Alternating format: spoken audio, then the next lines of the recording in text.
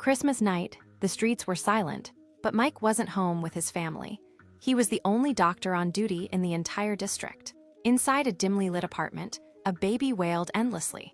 Mike slipped his thumb into the infant's mouth, hoping to calm it down. The parents froze, eyes wide with confusion.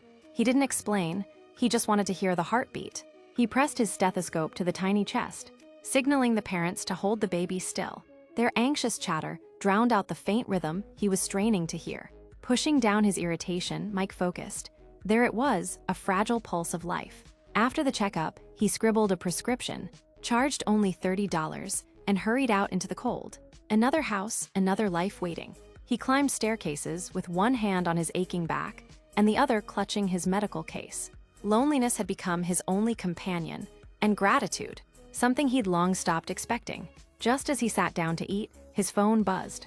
A complaint, the same couple, furious that he'd put his finger in their baby's mouth. He sighed, said nothing, and before he could take a single bite, another call came in. A woman named Rose. Her trembling voice confessed she'd taken too many sleeping pills. Mike bolted out the door. The building gate was locked until a passing delivery man, Mark, helped him get in. They found Rose unconscious but still breathing. Mike called emergency services, but they demanded the gate code. He hesitated. Then Mark stepped forward, performing first aid like he'd done it for years. "I've got a 101 aid license," he said softly. "Wanted to be a firefighter once, asthma stopped me." Mike knew it wouldn't be enough, but seeing Mark try so hard stirred something in him. Before they could finish, another call came through, a patient waiting too long. Mike handed Mark a prescription and told him to deliver it. Moments later, panic. Mark called back, the patient had stopped breathing. Mike told him not to touch anything. Too late, Mark, terrified, wiped his fingerprints and ran. When Mike finally reached him, the dispatch center called again. The dead patient, still alive.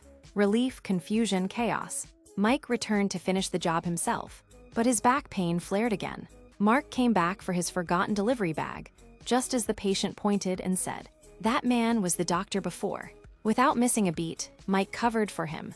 "He's my intern," he said, forcing a smile. But as he turned to leave, his hands began to tremble.